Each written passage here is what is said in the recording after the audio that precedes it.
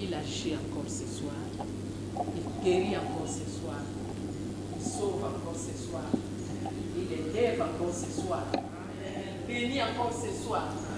Ce Dieu-là est au contrôle de tout. Peu importe les temps et les circonstances, nous nous appuyons à toi et à toi seul. Merci Seigneur parce que tu es Dieu. Nous avons besoin de contrôle et amour. Disparaître. Dieu va apparaître Katina. Seigneur, parle à ton peuple. Nous avons besoin de toi. Amen. Je vais te dire ça.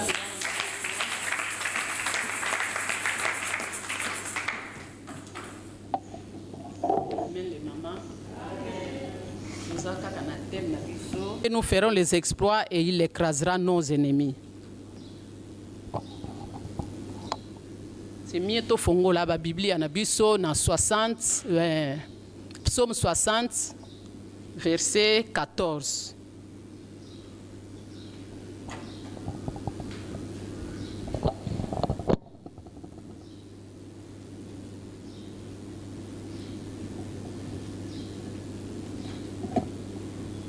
Psaume 60 verset 14.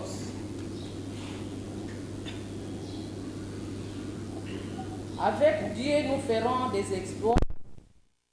Oui, je disais, tous autant à trois textes. Texte à Liboso, na psaume 23, au Yazui, Atanga, psaume 23, Mobimba. Yami Balé, psaume 27, au Yakuzwa, Atanga, de 1 jusqu'à 3.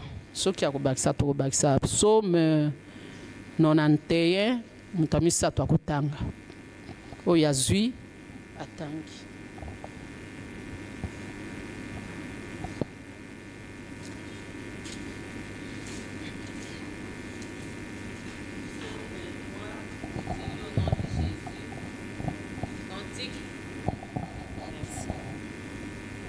Cantique de David. L'Éternel est mon berger. Je ne manquerai de rien. Il me fait reposer dans des verts pâturages. Il me dirige près des eaux paisibles. Il restaure mon âme. Il me conduit dans les sentiers de la justice à cause de son nom. Quand je marche dans la vallée de l'ombre de la mort, je ne crains aucun mal, car tu es avec moi. Ta houlette et ton bâton me rassurent. Tu dresses devant moi une table. En face de mes adversaires, tu oins d'huile ma tête et ma coupe déborde. Oui, le bonheur et la grâce m'accompagneront tous les jours de ma vie et j'habiterai dans la maison de l'Éternel jusqu'à la fin de mes jours. Amen.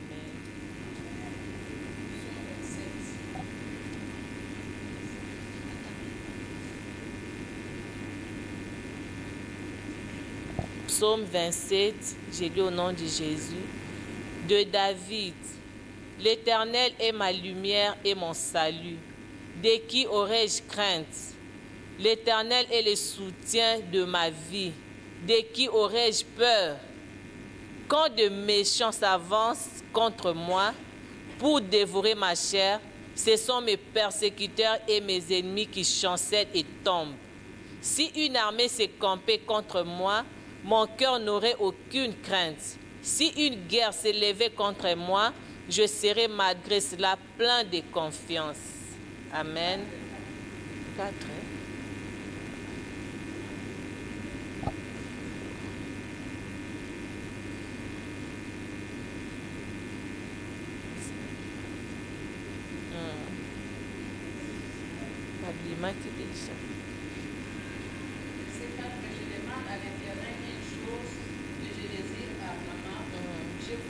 Habiter toute ma vie dans la maison de l'Éternel pour contempler la magnificence de l'Éternel et pour admirer son temple. Amen.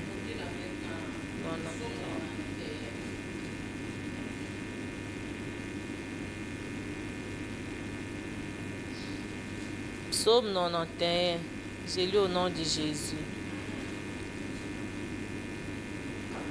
Combien? Celui qui demeure sous l'abri du Très-Haut repose à l'ombre du Tout-Puissant. J'ai dit à l'Éternel, mon refuge et ma forteresse, mon Dieu en qui je me confie. Car c'est lui qui te délivre du filet du loiseleur, de la peste et de ses ravages. Il te couvrira de ses plumes et tu trouveras un refuge sous ses ailes. Sa fidélité est un bouclier et une cuirasse. Tu ne craindras ni les terreurs de la nuit, ni la flèche qui vole de jour, ni la peste qui marche dans les ténèbres, ni la contagion qui frappe en plein midi. Que 1000 tombent à ton côté et 10 000 à ta droite, tu ne seras pas atteint. De tes yeux seulement tu regarderas et tu verras la rétribution des méchants. Car tu es mon refuge, ô Éternel, tu fais du Très-Haut ma retraite. Amen.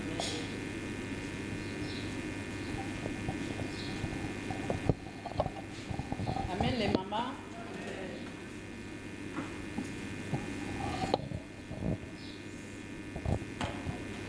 Trois textes autotangi ezali psaume oyo David a commis.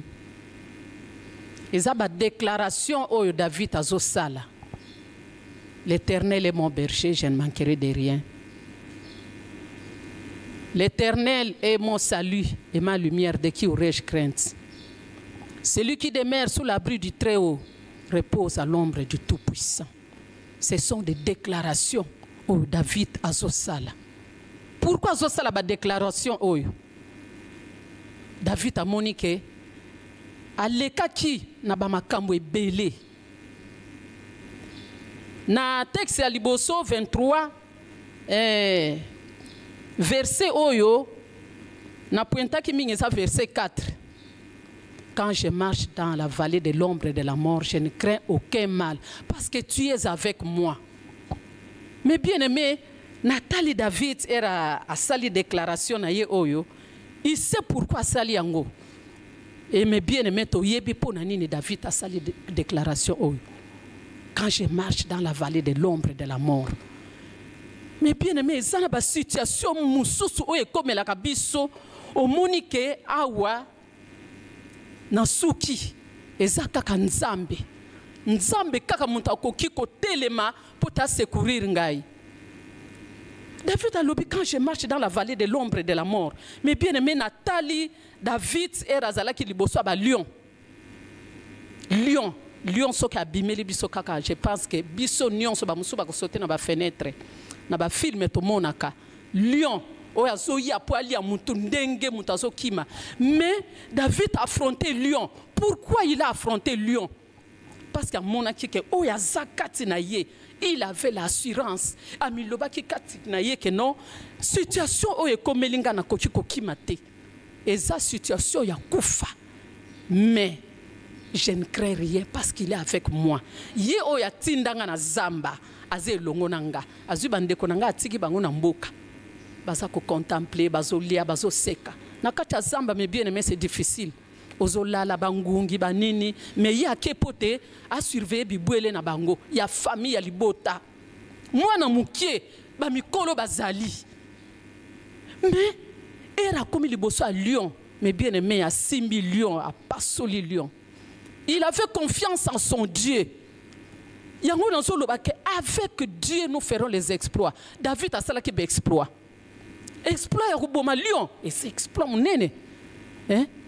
Ah que nous kuboma lion et era monique non asali exploit wana devant Goliath samona ki ango lisusu eloko ya kobangela te.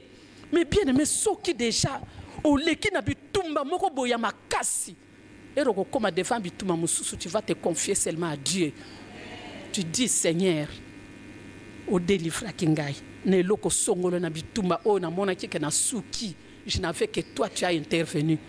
Je sais encore que dans le moment où nous avons passé dans la vallée de l'ombre de la mort, nous avons bangate pour zakati nanga, oko salanga, oko sala, oko sauvenga, oko biki sangai. Celui qui demeure sous l'abri du Très-Haut repose à l'ombre du Tout-Puissant, mais bien aimé toti kalakana siama kola Yesu. Sokoza toujours dans siama kola Yesu. Mais bien aimé, celui qui demeure sous l'abri du Très-Haut. nzamba kupesa yo repos. Nzamba kupesa yo repos. Repos wana ezani nezate ke repos ovandi kaka non. Repos nzamba kupesa kimia. Nzamba kupesa yo akopambola yo. Misala na yo ekofuluka, makamu na yo ekokende liboso. Tu seras dans la joie. Okozala muntu te ke no ya kokelela te. Parce que tu demeures sous l'abri du Très-Haut. Ozana sa makolo na ye, ozana se attente na ye. Donc eloko nga na sepeli mingi awa na ba 3 textes oyo. Na 91 je pense.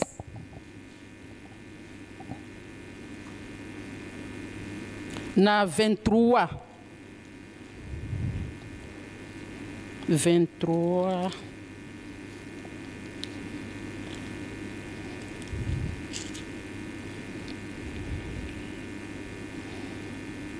Oui, le bonheur et la grâce m'accompagneront tous les jours de ma vie. Et j'habiterai dans la maison de l'Éternel jusqu'à la fin de mes jours. David eramoni boya lobi non, naza nesika mususu ya kokende te. Nakotika la kaka na ndaku ya Nzambe. Nakotika la kaka na sama kolona ye jusqu'à liwana ngai parce que na ona moni na ndenge ya batelinga na ndenge ya secourirnga na ndenge donc na ndenge ya sali ya minene po nanga nakotika la kaka na ndaku na ye. Toke na 27 elobi boye. Je demande à l'Éternel une chose que je désire ardemment, je voudrais habiter toute ma vie dans la maison de l'Éternel. C'est toujours David qui dit cela. L'Éternel est mon salut et ma lumière. De qui aurais-je crainte? Ye oya fongola kanga misu. Ye oya moni sakanga makambu. Ye oyo pole na ye ezala kalikolo nanga na kubangi loko mokote. Yanguna na désiré kaka na tikala na ndaku na ye. Na tikala pembeni na ye. Na tikala tino na kokufa c'est mie na tikala pembeni ya Yesu. Est-ce que loko wana pe ekomela kayo? Olobaka pe phrase wana lokola David? Peu importe nion se komi ngai na kokanga makaka na Yesu. Est-ce que phrase wana olobakango? Mais bien aimé, toutes ces déclarations, les déclarations au biso et sengeli to lobakango chaque matin. Na tongo olobiango, l'Éternel est mon berger, je ne manquerai de rien. L'Éternel est la lumière et mon salut, de qui aurais-je crainte? Celui qui demeure sous l'abri du Très-Haut repose à l'ombre du Tout-Puissant. Mais bien aimé, ce qu'on déclaré biloko na tongo komona que journée na yo ekozala kitoko. Journée na yo ekozala bien. Dieu va t'épargner na biloko ebele. Wana ezala ki kaka parenthèse pour expliquer pourquoi David disait ceci, hein, avec Dieu amona ki ke Nzambe aza nyonso pona ye. Sous-thème na biso apoko lelo ezali de la mort à la vie. Du ténèbre à la lumière. Bon, alinga les a passé pour nous expliquer ango. Tozala ki bakufi, mais kati na Yesu tozu bomoy. Je ne sais pas si c'est ça, hein, alinga la menga na lobi ango ndengwana. Tozala ki bakufi, mais kati na Yesu tozu bomoy.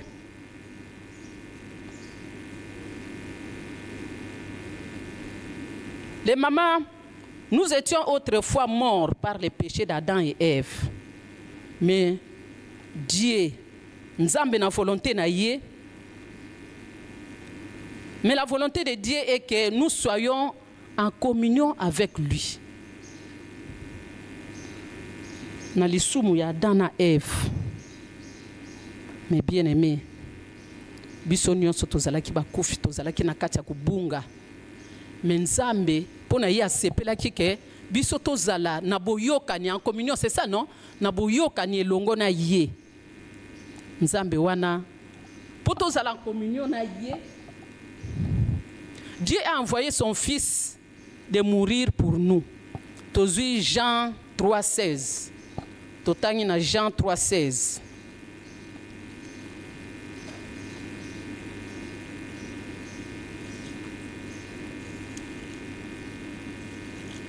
Jean 3:16. Eza texte obiso nyonso toyebi yango okoki ko réciter yango pe. Jean 3:16. Na comme les sous na Luc.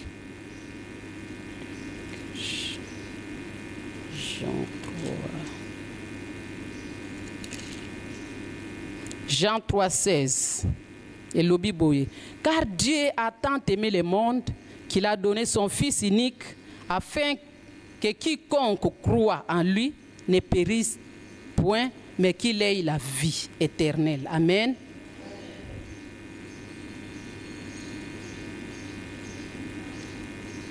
Car Dieu a tant aimé le monde qu'il a donné son Fils unique afin que quiconque croit en lui ne périsse point, mais qu'il ait la vie éternelle. Mais bien aimé, Nzambe Zabolingo. Era moni ke masumu eleki mingi. Era mona ki kazana posa na biso tozala en communion na ye. Il a envoyé son fils. Aye kokufa na esika na yo, aye kokufa na esika na nga. Pote yo zwa bo moi, pote nga na zwa bo moi. Ngai na lobi na bi tangu yo yambi Yesu mama, tangu nga na yambi Yesu. Lokola mokonzi pe mobikisi. Pona nga na moni yango eza exploit. Au sali exploit. Parce que ce que tali tout autour na yo, tali kati na libota na yo, combien bandimela Yesu. Mate eza koleka mana balabala, na église na wapi, mais yo oponi oyamba Yesu. Eza exploit munene yo sali na kati libota na yo. Eza exploit yo sali ya kosakana te. Avec Dieu nous ferons les exploits. Oyoki liloba Nzambe, ondimeli Yesu, opesi bo moi na yo epa ya Nzambe, ce n'est pas donné à tout le monde. Mais bien aimé, ce n'est pas donné à tout le monde. Quand tu as donné ta vie à Jésus-Christ, opesi bo moi na yo na Yesu. Okabi bo moi na yo na Yesu. Mais bien aimé, au sali exploit.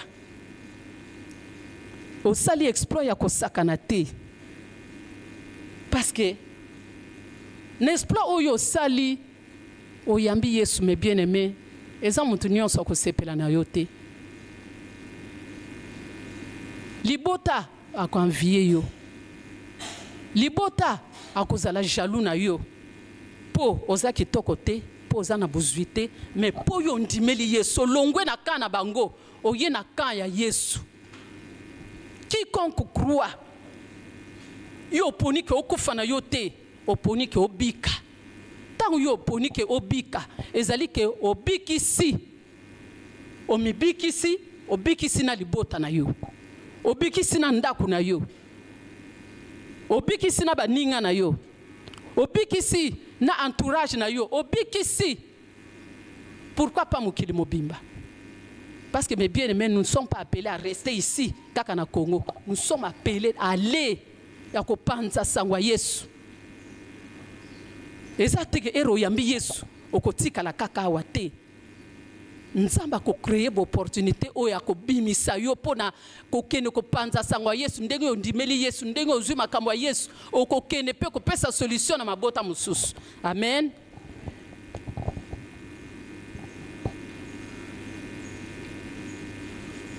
Mais bien aimé, na lobi awa, le salut n'est pas un acquis. Tu peux le perdre par ta façon de vivre. On dit meli Yesu. Yo monique oui, ndenge na ndimeli Yesu awa. Ngai atana sumuki, atana sali mabe, Yesu azaka kakati nanga. Tu te trompes maman. Et on ndimeli Yesu, accroche-toi à ce Dieu-là. Alobi bien, quiconque croit ne périsse pas, mais à cause soit bon moi. Mais bien aimé, n'a qu'au préféré aux à l'école, il y a quiconque croit en qui? En Jésus. Parce que okobiki ça, bon moi na yo, okobiki ça, libota na yo. Mais salut et kochi koko me loko moko te ke non ngaya wandege na ndimela Yesu, ngai na kochi ko sala mabe loko moko te koko mate. Okobanda ko yandege bisoto ye lelo. Oso prier, mais dans ta façon de vivre, ce qui osa ko vivre na mabe, Yesu akolongwa kati na yo. C'est pourquoi nous devons marcher selon l'esprit et non selon la chair. Mais bien aimé, sengeli to tambola na mulimu, to tambola na bunzoto te. Et sengeli to kuna ba evre nyonso ya nzoto. Tozu na Galate 5, Galates 5, verset 16. Maman Jolie, Galates 5, verset 16.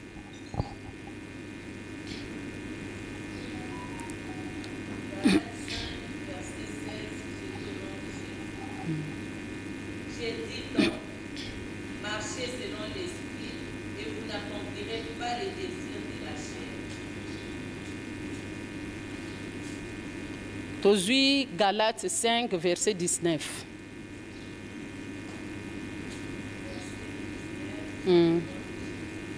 Or, les œuvres de la chair sont manifestes. Ce sont l'impudicité, l'impureté, la dissolution. 5, 22.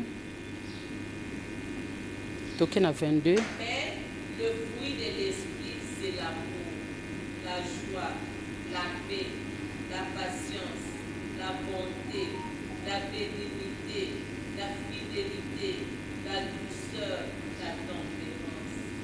Amen. Mais bien aimé nandenge Maman Jolie atangeli biso biloko yesengeli tosala choix. Batangeli biso les œuvres de la chair.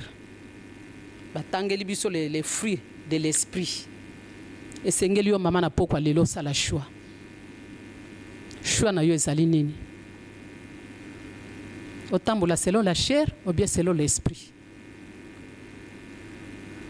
Maman mususu akoki koloba ke nona o batangi nyonso en tout cas ngai selon la chair naza kuna te naza nanga orgueilleuse te naza nanga boye te nasalaka kindumba te boye na boye mais eza na biloko moko simple mususu simple biso tosalaka totenira compte nango te omoni ndenge biso toye na pokwa lelo ntango tokobima eza na bamama mususu alingaka kosalue bato nyonso te ya ponaka oyo aponi apesi manzusi mbote apesi bona mais oyo aza pembeni na ye peut-être bavandaki côté moko akopesa mbote te. Pourquoi? Eza pe mabe. Eza mabe mais bien aimé. Nzamba akosepela nango te. Donc yo saleli nzoto. Osaleli nzoto. Omoni epamba. Pourquoi? Pourquoi ozokopona na poko ozakopona? Mama, oyo aza côté na yo. Asa Uninga na yo. Quiconque croit ne périsse point mais qu'il ait la vie. Mais bien aimé biso topona Yesu. Biso nyonso toye kati ne sika oyo. Eza lokola toza na famille moko famille abana na Nzambe. Famille munene famille abana na Nzambe. C'est pourquoi nous devons nous aimer, nous devons donc communion fraternelle esengeli ezala kati na biso. Mona muninga pesa yembote sekisa ye ata yemba la sika pusana pembeni na ye solisa ye. Et que ça l'aille bien.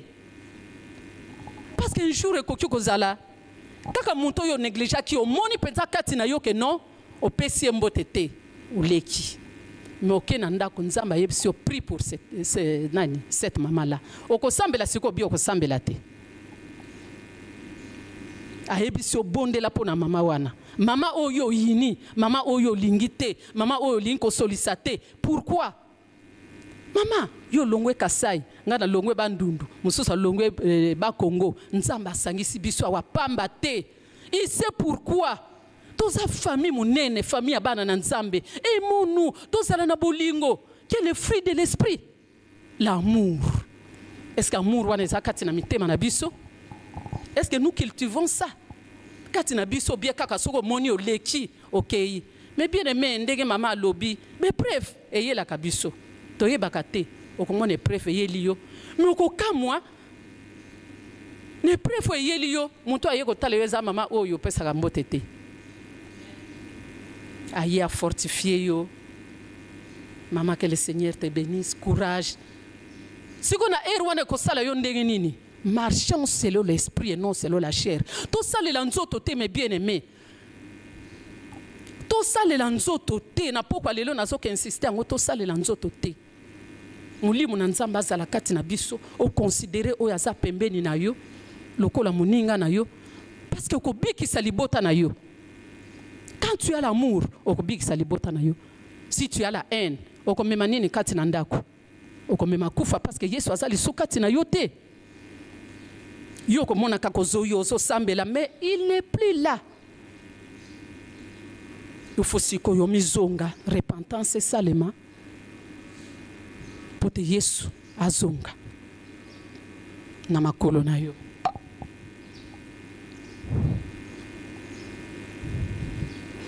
Na lobi likambo ya kopesa mbote ko néglige yango te, mais bien aimé ezali exemple onga na zwaki na poko lelo exemple moko ya se pote mutu nyonso a comprendre que non kopesa muninga mbote esalaka pe bien etalisaka bolingo. Mais soki omoni que non ba o mususu ya mabe na salaka te, mais yo za ko négliger muninga na yo ezali sumu. Ezali sumu, mais bien aimé esengeli bolingo ezala kati na biso topona Yesu toye kati na Yesu bolingo il faut ezala kati na biso. Na koloba lisusu de la mort à la vie, nous devons être sensibles à l'écoute de l'Esprit. Nous devons être sensibles à l'écoute du Saint-Esprit pour tobiki sanda kuna yo. Mais bien aimé, tant que tu sambela, tant que tu lambies sur le col à mon consipe, mon bic ici, tu as une ambiance, tu as tambole longo na Yesu, nous marchons dans l'intégrité, tu tiki masumu, tu y es pas inaye, tu as bon de là. Si tu es vraiment branché, le Saint-Esprit va te parler. C'est pourquoi il faut être sensible à l'écoute du Saint-Esprit. Même na katianda kunayo, il faut être sensible, maman. Et là, mais si tu es sensible, okobiki salibota na yo. Na koki ko pesa exemple moi comme bien aimé sensible à l'écoute du Saint-Esprit. Mokolo moko toki ko tala mama moko abelaki. En tout cas to memelaki epenza eloko moko ya grafte. Mais na kozonga na biso mama wana pambolaki biso. Era pamboli biso na bi Seigneur. Na zongi na ndako na ba 4 heures na yoki kati nanga na telema na bondela pona mama wana. Tangu na telemi na bondeli pona mama wana nzamba lobi nanga omoni ndenge otosi, tu vas parler prochainement de l'écoute du Saint-Esprit. Faut zalaka sensible. Qu'est-ce qui allait arriver à ce moment-là? Je ne sais pas. Est-ce que koufelinga qui est comme elaye? Est-ce que le pire linga qui est comme elaye? Je ne sais pas. Mais nzamba la musinga lobi nanga bondela pona ye. Na yebisa ye teti lelo, mais na bondeli. En tout cas, je suis sûr quelque chose s'est passé. Obi azala ki na douleur ya makasi, mais tangu yo bondeli obikisi muninga, obikisi pelibota na yo. Dieu va s'occuper na makamu na yo quand tu t'occupes na makamu ya batu mususu. Amen les mamas. Mukolo mususu mes bien-aimés, tous à la sensible, n'écoute ya Saint-Esprit. Nazalaki na bébé ya 4 mois. Nazo melisaye. Nazo melisaye. Na yoki kati nanga tala ye bien na munoko. Na tala ye bien na munoko. Eloko nini za na munoko. Mais bien aimé bomona ka ba bébé, tozo melisa bango batala ka biso mingi. Soko observer bien bébé soko azo melatala ka mama na ye mingi. Azo ko observer mama na ye, voix na ye, azo mona ye tout ça. Na ye bakate wana ba bébé nini le kaka. Mais bébé azalaka toujours attentif à kotala maman oyazo melisa ye. Et nous aussi les mamans nous devons être attentives na bana na biso na ndako na biso ya ko observer qu'est-ce qui se passe, qu'est-ce qui ne va pas pour na kobiki salibota. Tangu na yoki kati nanga tala munoko ya mwana. Eloko nini sana munoko ya mwana. Mais bien aimé na bani ko palper munoko ya mwana na fungoli na fungoli na moni tache moko ya rouge. En tout cas tache wana ya rouge era bota makieza la kité. Na moni tache wana na bi tache ya rouge. Mais bien aimé l'espace il y a une semaine tache wana bani ke évoluer zo ke mbang à tel point munoko mwana déformé qui et comment ki lokola kiste ya munene et déformé munoko mwana eteboye ozo mwana bimi penza eteboye. Puis Seigneur lisusu nini n'est-ce pas ça une semaine et loko ke mbang.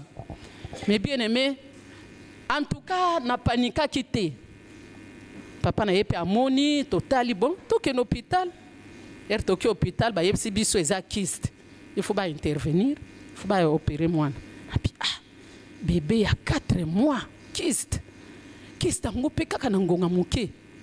Mais pourquoi le Seigneur m'avait dit que Natala? Donc, tu as eu rendez-vous, il faut opérer moi, ça demande autant, tu réuniras Kimbongo wana. Maintenant, ils ont net lelo, lobby, faut que tu opérer moi wana.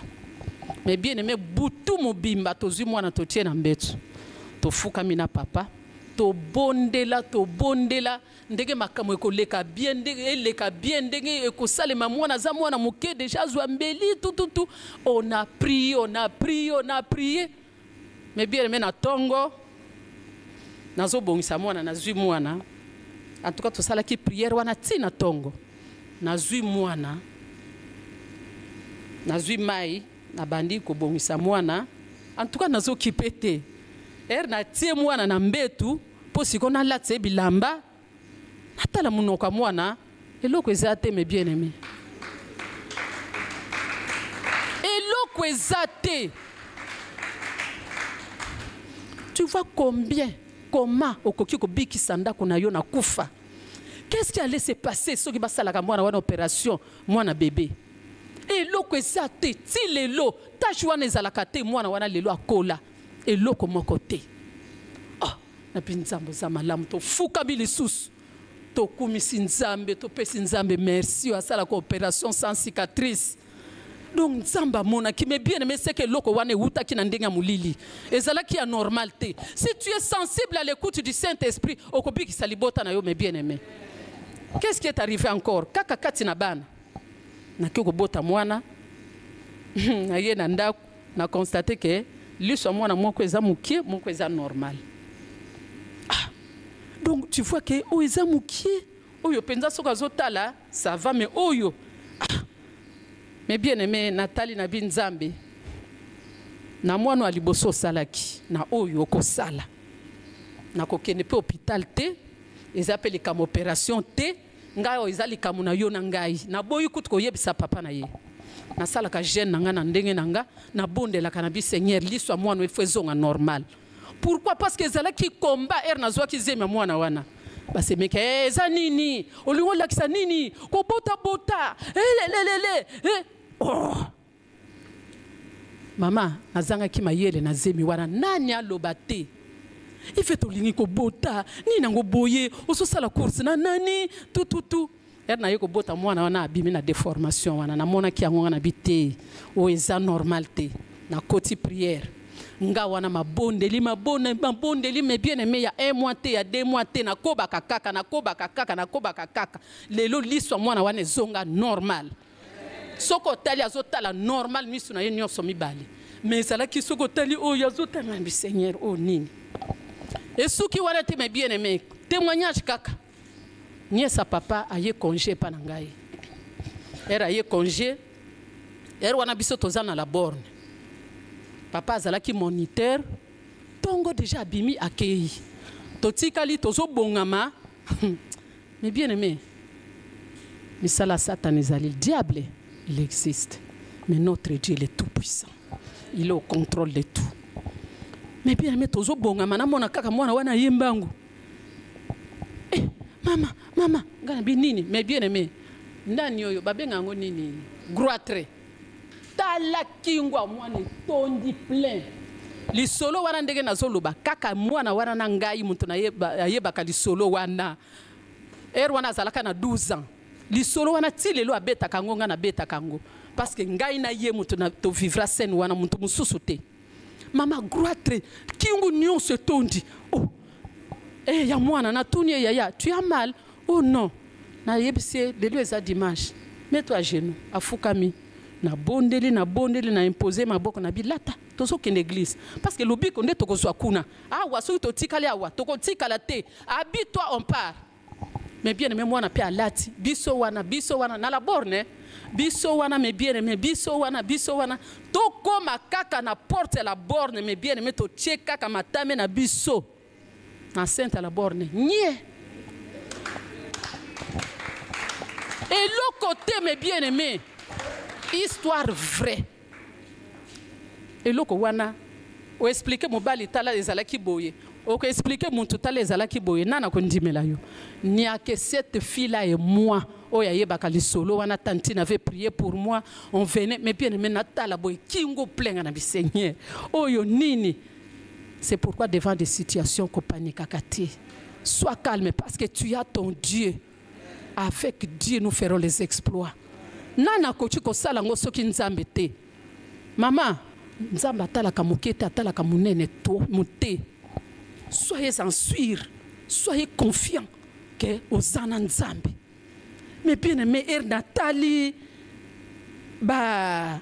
témoignage wana Nathalie fi wana na seki na bengi papa lobi me wapiango. Est-ce que vous assure que non et l'autre ezalaki? Oui, tonton je te dis la vérité, tout ici était maman na kanga munoko na linga ali soupe ko lobate parce que soko yebisi muntu akondimate mais nya que Dieu qui sait.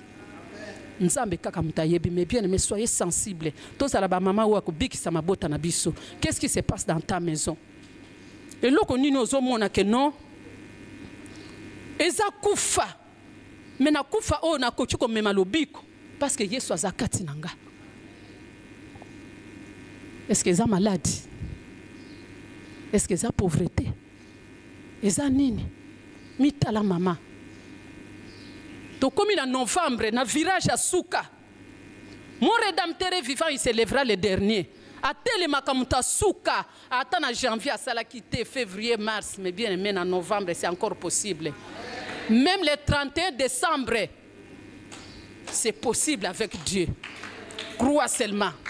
Yango na yebisi bino mama, to kota na biso n'école ya crois seulement. Yo ndima kaka ke lokoyo na komona ngo. Eloko yo nzamba ko sala eloko yo mais bien aimé bato bako changer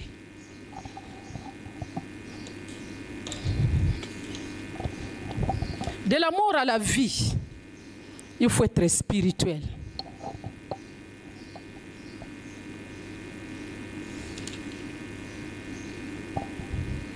Je m'excuse mais bien aimé avant na koma na spirituel na kainanga awa na komaki Zwa Esaïe 60 verset 13 maman jolie tangela biso. Esaïe 60 verset 13 1 à 3 pardon. Verset 1 à 3. Eza verset ba maman ebele pe ba yebi yango. Esaïe 60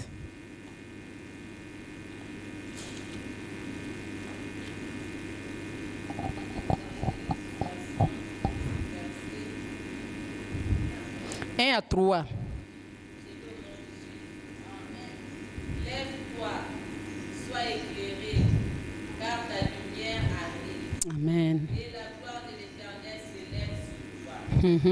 Voici que tes lèvres couvrent la terre et l'obscurité Le peuple. Mais sur toi. L'Éternel s'élève. Sur toi, sa gloire apparaît. Amen. Et des rois à la clarté de tes rayons. Amen. Lève-toi maman, téléma. Tant yo moni makamande ngwana tant yo moni que à la maison ça ne va pas. Tant maman dit ta moni que non, bando tu zakaka ya mabe. Maman dit à s'est levé. À télémi. Maman lève-toi.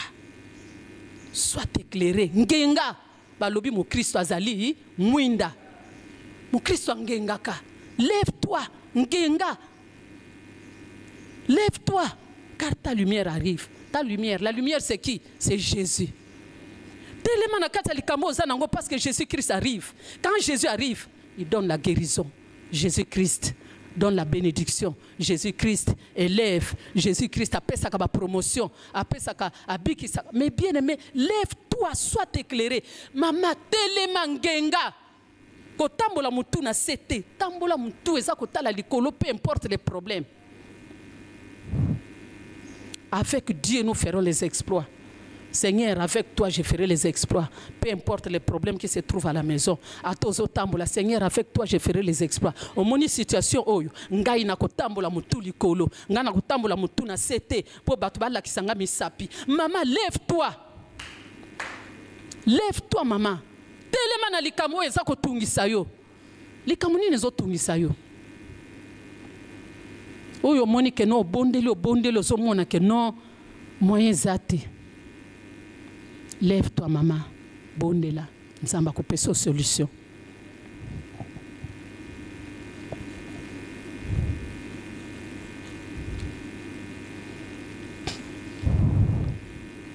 Lève-toi et sois éclairé. Ah, on a le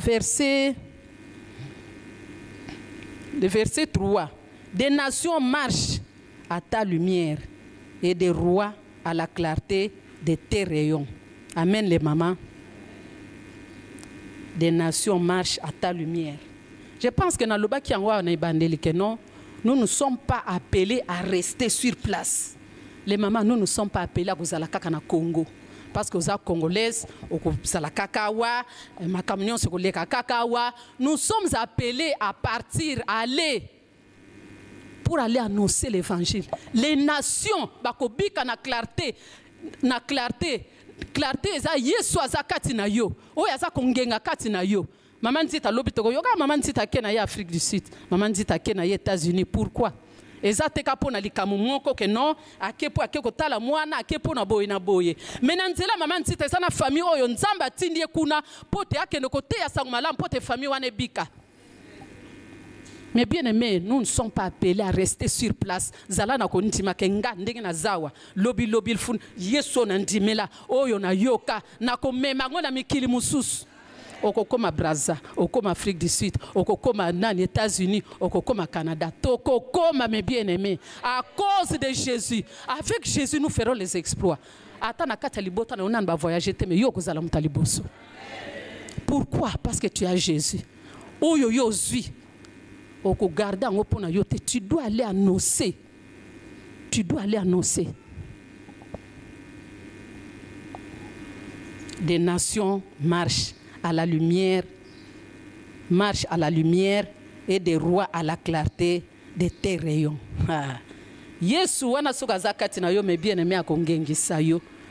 Akosala makama akokamwa, akokotsa na bisiko bakota kate. Amen les mamans.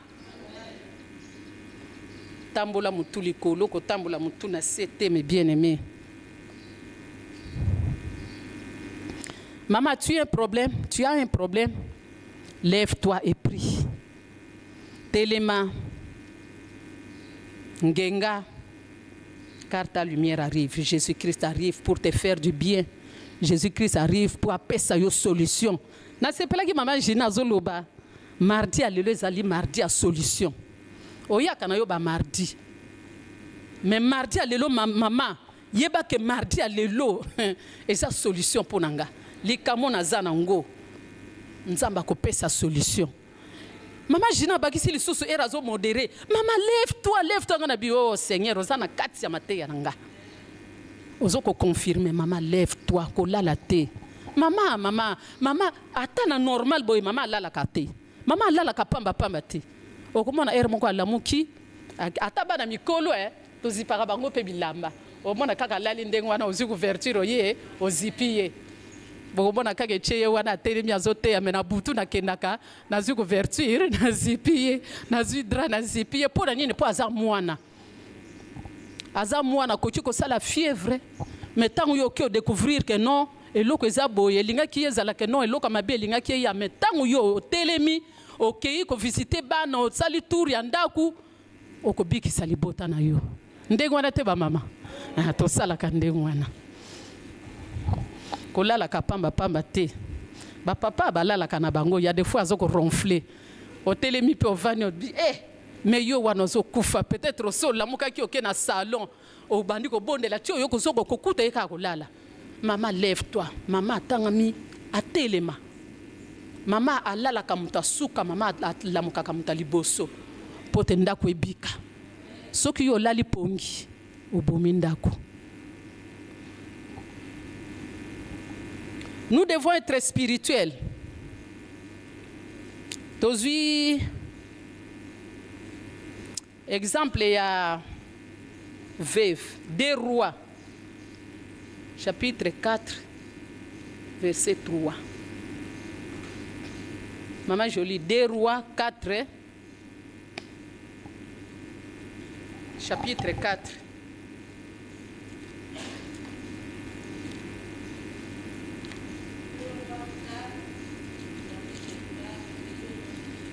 Je pense banana nanani. 2 Rois, chapitre 4. Chapitre 4. 2 Rois 4. Verset au bandit na 1. Na 1 ti suka na 7. Une femme d'entre le peuple des fils des prophètes ayant à Élisée en disant: ton serviteur, mon mari, est mort, et tu sais que ton serviteur craignait l'Éternel. Or, le créancier est venu pour prendre les 2 enfants et en faire ses esclaves. Élisée lui dit: que puis-je faire pour toi? Dis-moi, qu'as-tu à la maison? Elle répondit: ta servante n'a rien du tout à la maison qu'elle fasse brûler. Et il lui dit: va demander au dehors des vases chez tous tes voisins, le vase vide, et n'en demande pas un petit nombre. Quand tu seras rentré, tu fermeras la porte sur toi et sur tes enfants. Tu verseras dans tous ces vases et tu mettras des côtés ceux qui sont pleins. Alors, elle quitta, elle ferma la porte sur elle et sur ses enfants. Il lui présentait les vases et elle versait. 7. Tolobaki osuka na 7. Lorsque le vase fut plein, elle dit à son fils: présente-moi encore un vase. Mais il lui répondit: il n'y a plus de vase. Et l'huile s'arrêta. Elle alla rapporter à l'homme de Dieu et lui dit: va vendre l'huile et paye ta dette, et tu vivras, toi et tes fils, et c'est tout restera. Amen les mamans. Toujours mon que veille azalaki na problème.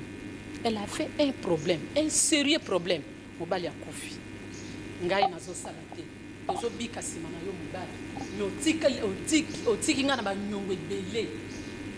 Ya tali abi problème on a ko sala ndenge nini. Tango batu wana ba ye. Susi na bango ezalaki ke non.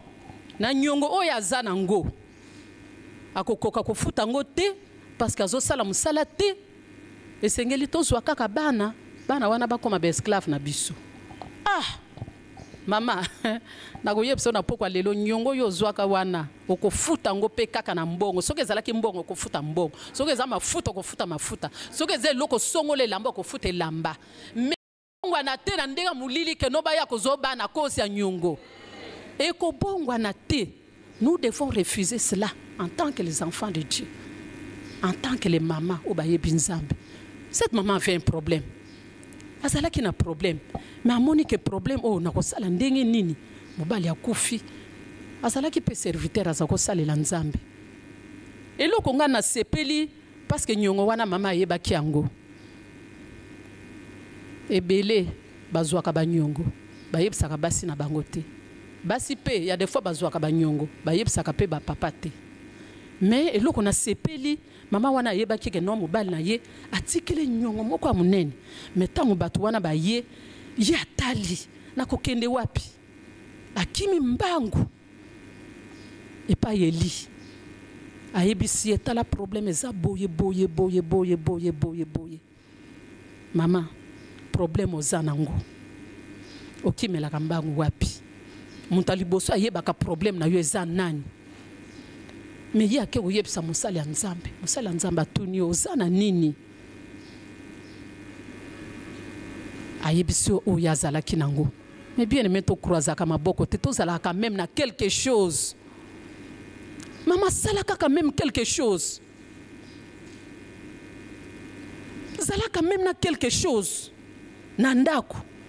Ezanga penza te ke nyonso donc ezate te. Moi si mon Christ. Zalaka même na quelque chose.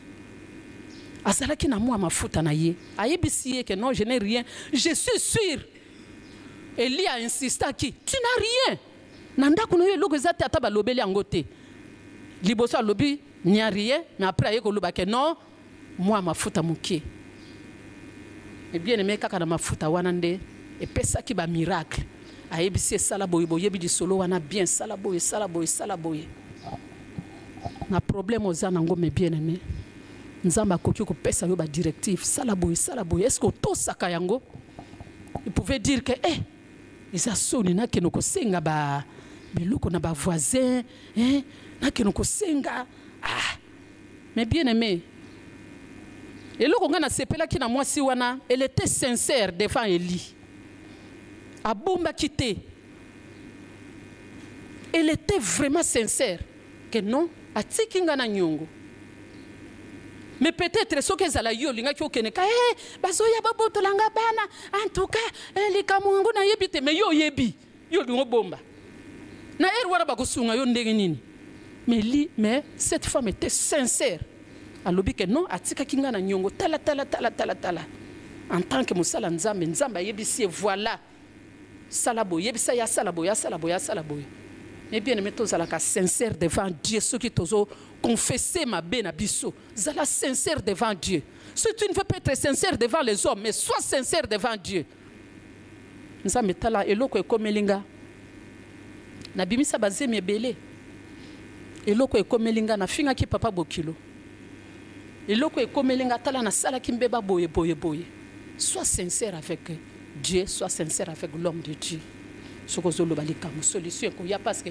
à ce moment là que ça la société nzambe nda ko pesa ba direction na ya ko pesa sala yebisa ya sala boya tangu mwasi oyo atosaki oyo li ayebisa ki je pense que mwasi oyo abikisaki libota na ye abikisaki bana na ye bana wana peut-être balinga bakene bake ko kufa mais mwasi wana abikisi ndako na ye abikisi kufa kati na ndako ye parce que ça la mort bazwa yo bana mobali akei bazwa lisu bana kotikala ndenge nini mais ça kufati akimi mbangu devant nos situations mais bien aimé to belela kanzambe nabelela nzambe nanga nabelela nzambe na mawa nabelela nzambe nanga tino akoyanula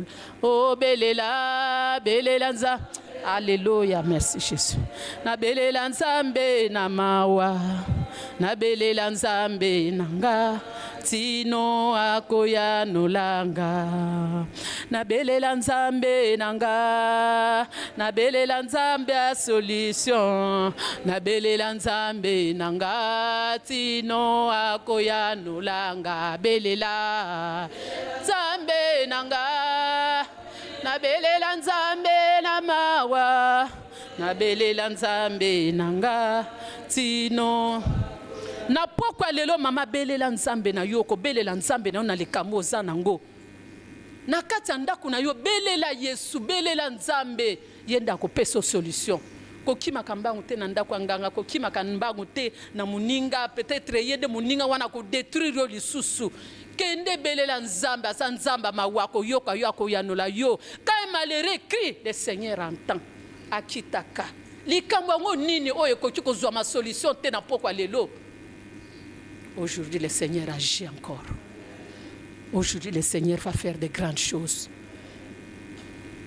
Mais bien aimé mama wana azwa kilobiko era ki ko présenter ayibise ke teka biloko wana parce que loboko nzambe ezalaki déjà likolo na kati ya mafuta wana era teki yango ezokene lokola pam ki ko futa nyongo wana tikali pe na quelque chose ayibise oyo mpona yo na bana na yo kobika bikisa libota na yo mama kotala gauche te kotala droite te kotala papa te zwa likambo oyo penza yo moko lelango yebisa nzambe belela nzambo ya mawa yebi yo ayebi motema na yo lui qui sont les cœurs et les reins ayebi mitema na biso ayebi ke no mwana mwasi aza innocent na likambo oyo likambo ewuti musika ewuti na ndenge ya mulili mais bien aimé soko leli na makolo ya nzambe akoyanola yo tozwi verset nani texte mususu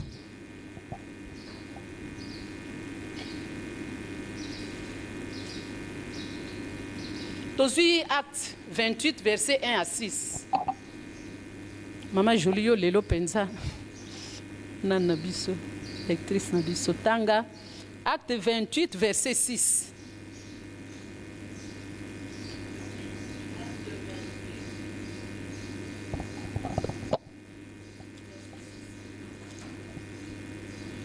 Acte 28, 1 à 6. Après nous être sauvés, nous reconnûmes que l'île s'appelait Malte. Acte. Ah bon? Acte 28. Attends.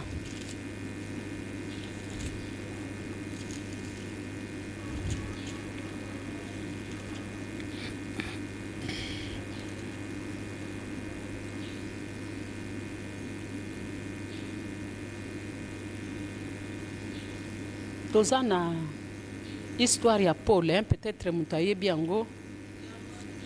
Yango, hein? Tokei mama.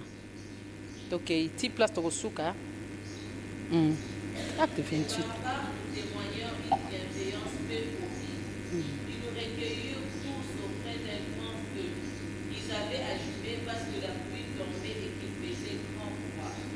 Paul ayant ramassé un tas de broussailles et l'ayant mis au feu, une vipère en sortit par l'effet de la chaleur et s'attacha à sa main. Quand les barbares virent l'animal suspendu à sa main, ils se dirent les uns aux autres, assurément, cet homme est un meurtrier, puisque la justice n'a pas voulu les laisser vivre, après qu'il a été sauvé de la mer. Paul secoua l'animal dans le feu et ne ressentit aucun mal. Ces gens s'attendaient à les voir enfler ou tomber morts subitement. Mais après avoir longtemps attendu, voyant qu'il ne lui arrivait aucun mal, ils changèrent d'avis et dirent que c'était un Dieu. Amen.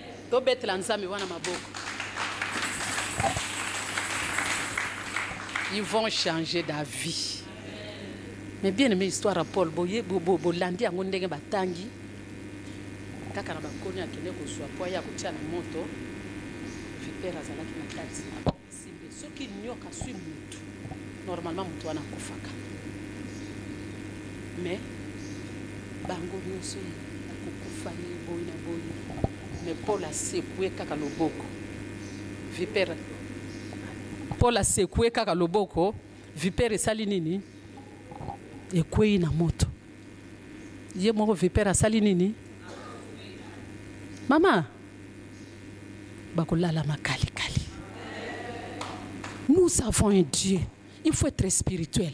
Histoire à Paul bino nyonso boyebi ke Paul azalaki mobomi tout mais akutana kina nzambe histoire na ye salaki nini échanger biso nyonso ndenge toza mutu na mutu aza na passé na ye mais tango yo yambi Yesu makamo échanger mais bato akala bazaka na ba image wana ya kala mais tu n'es plus la même aussi changer maintenant préveiller serpent na loboko ya Paul a secoué serpent akoyi na moto ye moko asalini na kufi mais bien aimé serpent ekoki kozala nini ekoki kozala souffrance ekoki kozala maladie incurable ekoki kozala eloko moko boya mabe o bato bayebi bino nango omoni famille wana bakufela aka na cancer omoni famille wana bakufela aka na eloko songolo mpakala tango ekokoma tour na yo pe okomi na maladie wana abi oyo suka na ye eza nini kufa mais babosani que tu as un Dieu maladie bango bakufa keza bango mais toi tu connais Dieu, tu as un Dieu okobika il faut changer d'avis. Ils vont changer d'avis. Mais bien aimé, Nambo Kanabiso, place Nazalaki. Ezalaki na famille moko bazalaki 7. Na 7 personnes wana kaka muto moko abikaki. Bazalaki na maladie o ya cirrhose des fois, o yevi misaka libumu. Hein? Cirrhose, hein? Mwana liboso akufi, abeli yango akufi. Yami bale abeli yango akufi. Yami sato abeli yango akufi. Et sauter. Hein? Yami sato 4e a sauté comme 5e a kufi 6e ti etikala kikaka fiwana bato bakufa kaka na maladie oyo mwana mwasi wana pe abandi maladi bato abi awa ndenge esali boye en tout cas maman oyo atikali kaka vite nayebi te à ce moment là est-ce que cette fille a prié nayebi te mais yaza koloba kaka na munoko na ye parce que tozalaki bande ba camarades nga na kobika mais bien aimé cette fille wana na zolo baza ana ki chassa za na bana ibele abika na maladie wana kufa te maladie obino bokufela ka wana o biso to kufa kana cancer biso to sala ka boye biso to sala ka boye na yo ekosimba te parce que tu as ton Dieu. Avec Dieu nous ferons les exploits. Les exploits wana eza ndengo zo ko confesser ndengo zo bimisi mutu na yo batu bazo yo ka tala oyo ko lo ba pamba mais suka ils vont changer d'avis. Ils vont changer d'avis mes bien-aimés.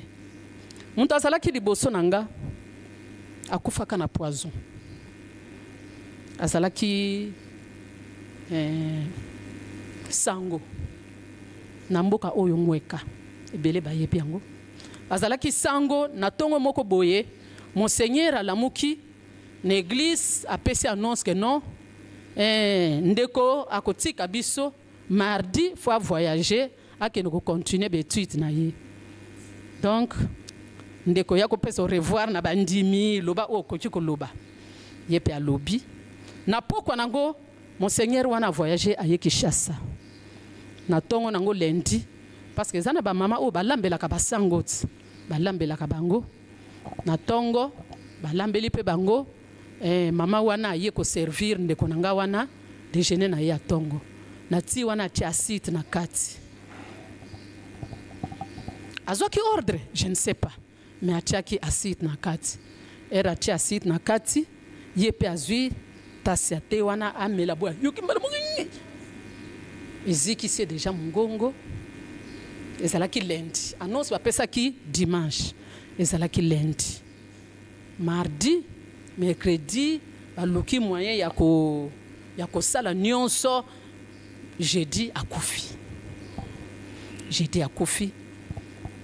eri akufi en tout cas pesa ki trouble na ba parents yango esalaki ke nono mbala moko mama akwei asali AVC maloba ekeipe mais papa quand même azalaki na mwa makasi asengaki kaka ifubo memangati esika mwana nanga akufi akendaki mais on a lingina pesa témoignage za kaka yango wana mais bien aimé ye akufi babomie na poison bateli poison na janvier ya ne oyo kaka batelinga poison batelinga poison bani ko bela nazo bela bana bakomi mama ozalaka pe mwindo ozalaka pe mokeme ya boye pete nini na ke hôpital na sali examen tout mais bien aimé un certain dimanche premier dimanche du mois auto salaka ba prière awa na linga na yate na yebisi papa na kende kaka lelo eza ba prière ya famille funa kende ya bi bi yozo yoka bien tetikala na lataka li papa pour moya ko lata talo ezate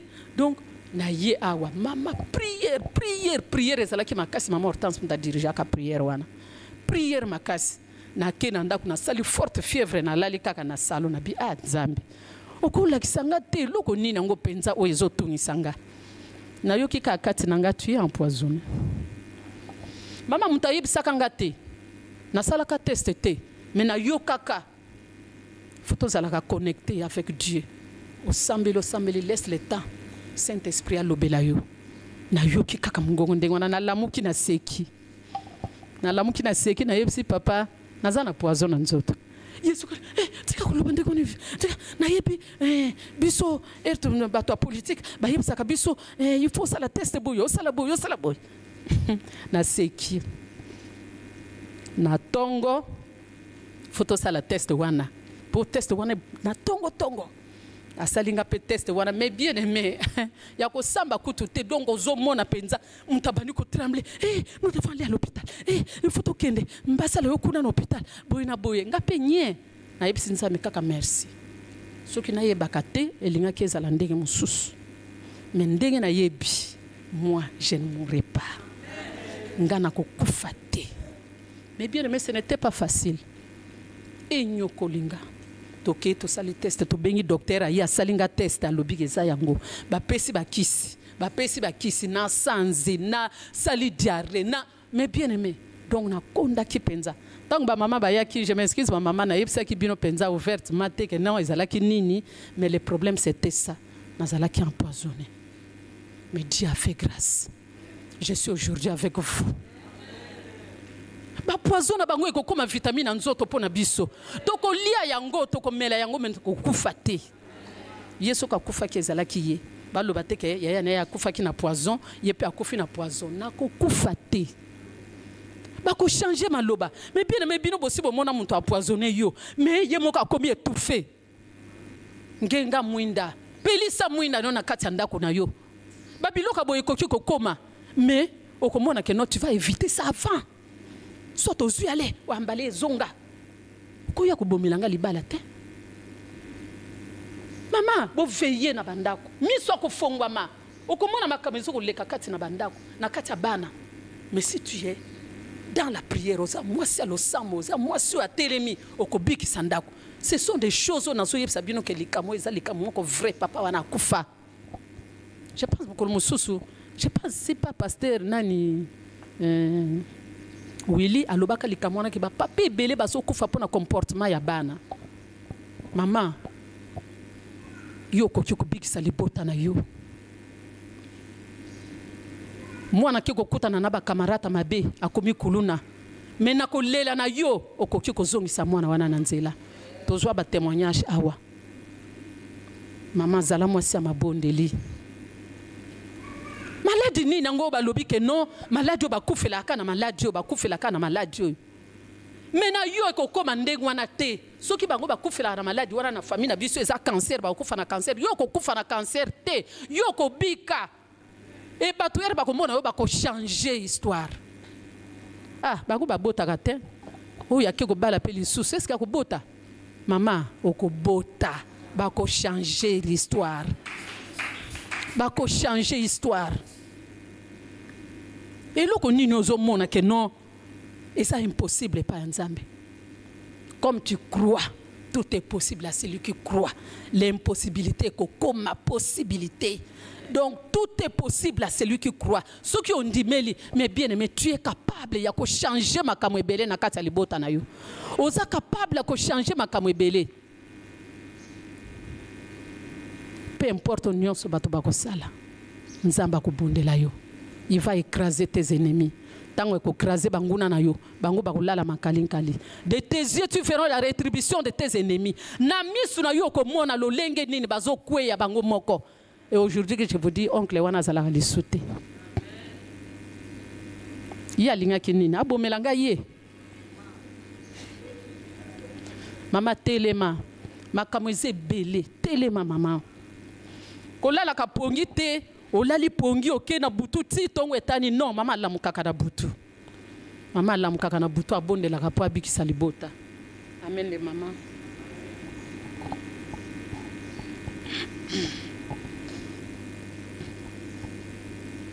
Mama bikisa libota mais bien aimé. Makamweze belé. Na ba faire na yo. Ba faire zo sala. Ba koki ko ya ko bwa kelomba su ba koki ko sala o ba koki ko sala. Mais yango na lobi qu'avec Dieu tu feras les nous ferons les exploits. Toko sala ba exploit bango pona bango ba moni que non esili pona ye entreprise na ye kweyi en tout cas akozala donc akomi par terre mais ba ko kamwa ke okoti na muzindo luki nzambe na muzindo olio ka uza ko fuluka. Nyonso yo ko simba nzamba ko pambola. Parce que tu es avec Dieu. Tozui, je pense texte à Souka. Josué 1, verset 8. Et ça texte au bisonnion sotoye, bi maman jolie.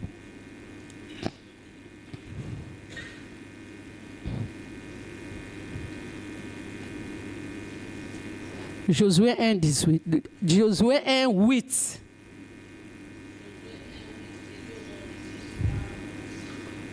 Que ce livre de la loi ne s'éloigne point de ta bouche. Médite-le nuit et jour pour agir fidèlement selon tout ce qui est écrit. Car c'est alors qu'il fera du succès dans Amen. Tobetela nzambe wana maboko.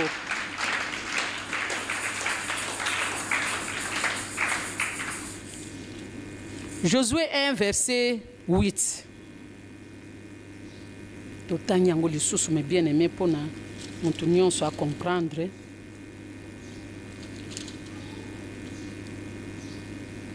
Que ce livre de la loi ne s'éloigne point de ta bouche, médite-les jours et nuits, pour agir fidèlement selon tout ce qui est écrit, car c'est alors que tu auras du succès dans tes entreprises, c'est alors que tu réussiras. Amen les mamans.